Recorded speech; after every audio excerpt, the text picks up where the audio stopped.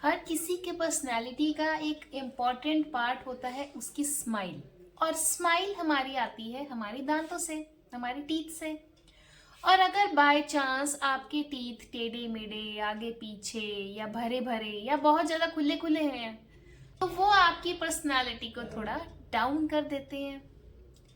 तो hello friends, मैं हूँ डॉक्टर खुशबू और आज इस वीडियो में मैं आपको ऑर्थोडोंटिक डेंटल ट्रीटमेंट के बारे में बताऊंगी।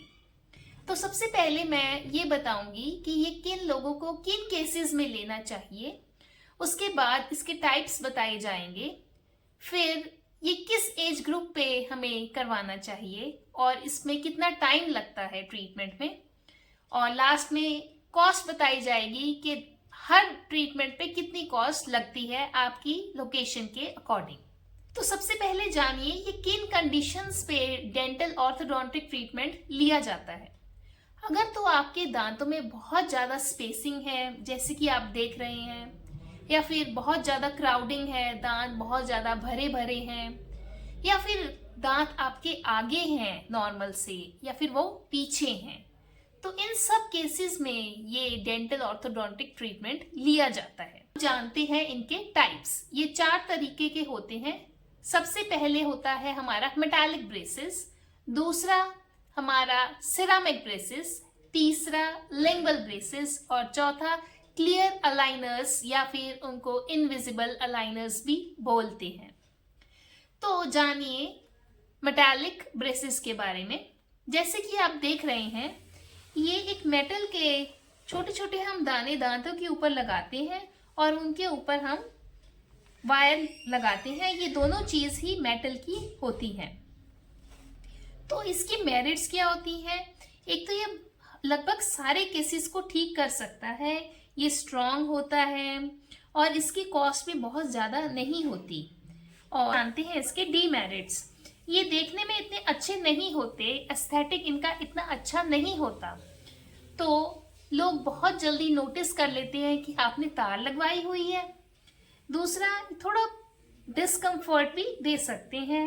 और ये जो ब्रैकेट्स होते हैं इनके ऊपर फूड डिपॉजिट हो जाता है, तो हमें ओरल हाइजीन कुछ ज़्यादा अच्छे से मेंटेन करके रखनी पड़ती है। अब हमारा दूसरे नंबर पे आता है सिरामिक ब्रेसेस। सिरामिक ब्रेसेस वो होते हैं जो वाइट कलर के ब्रैकेट्स होते हैं इनमें। जैसे मेटालिक में हमारा मेटालिक शेड था, ये वाइट होते हैं, टूथ कलर्ड होते हैं। तो इनका एस्थेटिक्स बहुत अच्छा है, देखने में किसी को भी नहीं पता चलता कि आपने वायर लगाई हुई है। अगर कोई बहुत ज़्यादा पास नज़दीक से देखता है तो ही किसी को जज होता है कि यहाँ पे वायर लगी हुई है। जैसे कि आप देख रहे हैं, ये वाइट कलर की होती है और इसके मेरिट्स हैं। एक तो ये बहुत अच्छा लुक देता है और ये ड्यूरेबल भी रहता है, रिलायबल भी होता है। इसके डीमेरिट्स है कि ये मेटल ब्रेसेस से थोड़ा सा एक्सपेंसिव है, स्टेनिंग इसकी कुछ ज़्यादा जल्दी हो जाती है और अगर मेटल से इसकी स्ट्रेंथ कंपेयर किया जाए तो उससे थोड़ा सा फ्रेजाइल होता है कि टूट भी सकता है अगर बहुत ज़्यादा प्रेशर लगे तो।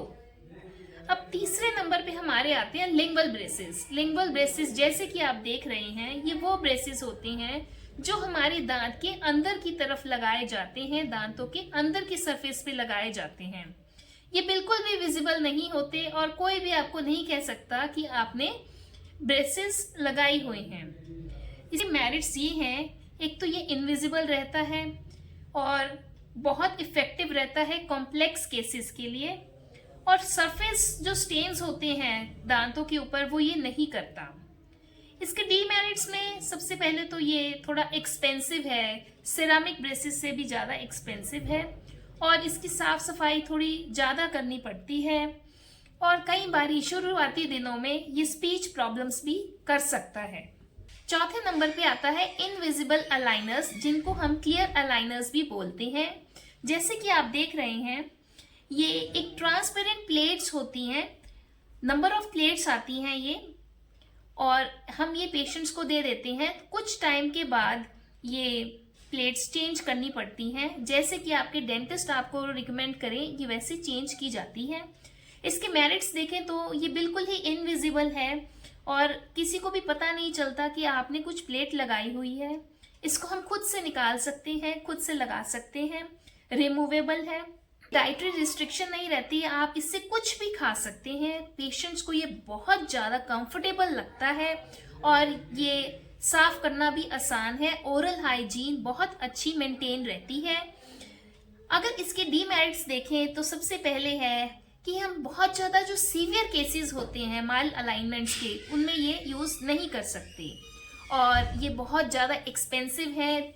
चारों ऑप्शंस में ये सबसे ज़्यादा एक्सपेंसिव रहता है और इसको लगभग 20 से 22 घंटे एक दिन में लगाना पड़ता है। तो इसको मेंटेन करना थोड़ा सा मुश्किल रह जाता है कि सेल्फ डिसिप्लिन ज़्यादा रिक्वायर्ड है। कई बारी ऐसा भी देखा गया है कि जैसे कि ये प्लेट्स होती हैं, हमने बाहर रखी है तो ये गुम भी हो जाती हैं, कभी कभी हम रख के भूल जाते हैं। आप जानते हैं कि इसमें कितना टाइम लगता है ट्रीटमेंट पे? लगभग ये सारे ट्रीटमेंट 1 से 1.5 साल पे कंप्लीट हो जाते हैं और इसके बाद एक रिटेंशन प्लेट्स भी दी जाती हैं जो कि आपको लगभग 6 महीने तक लगा के रखनी पड़ती हैं। ये जो ऑर्थो ट्रीटमेंट है ये किस एज ग्रुप पे लगाते हैं? मोस्टली केसेस में ये 11 से 18 साल के बच्चे के ऊपर लगाई जाती है क्योंकि उनकी बोन डेंसिटी बहुत ज़्यादा नहीं होती, तो टीथ को मूवमेंट देना आसान रहता है और वो कंफर्टेबल भी रहता है पेशेंट्स के लिए। पर कुछ केसेस में अगर हमें लगे कि माइल्ड अलाइनमेंट हमें पहले ही दिख रहा है तो 8 से 9 साल के एज पे भी हम ये ऑर्थो ट्रीटमेंट शुरू कर सकते हैं और लगभग 45 से 50 साल तक की एज के बंदों के लिए भी ये हम लगा सकते हैं। पर इसमें ये कंडीशन रहती है कि आपके मसूड़े, आपके जो गम्स हैं वो हेल्दी रहें, तभी ये ट्रीटमेंट पॉसिबल होता है। अब जानते हैं कि कॉस्ट क्या रहती है। आप अगर मेटालिक ब्रेसेस को देखें तो इसकी कॉस्ट लगभग 15,000 से लेके 25,000 तक पड़ सकती है। डिपेंड करता है कि आप कहाँ रहते हैं, किस डेंटिस्ट से ट्रीटमेंट ले रहे हैं और क्या क्वालिटी का वो आपको ट्रीटमेंट दे रहे हैं। अब बात करें सिरेमिक ब्रेसेस की तो ये लगभग आपको 25,000 से लेके 40,000 तक इसका कॉस्ट पड़ सकता है और जो हमारे लिंगुअल ब्रेसेस होते हैं वो 50,000 से लेकर 75,000 तक इसका कॉस्ट आपको लग सकता है। और लास्ट में अगर बात करें क्लियर अलाइनर्स की तो वो उसकी कॉस्ट लगभग 1 लाख से 2 लाख रुपए तक आपको लग सकती है। तो मुझे लगता है कि डेंटल ऑर्थोडोंटिक ट्रीटमेंट के बारे में आपको सब अच्छे से समझ आ गया है।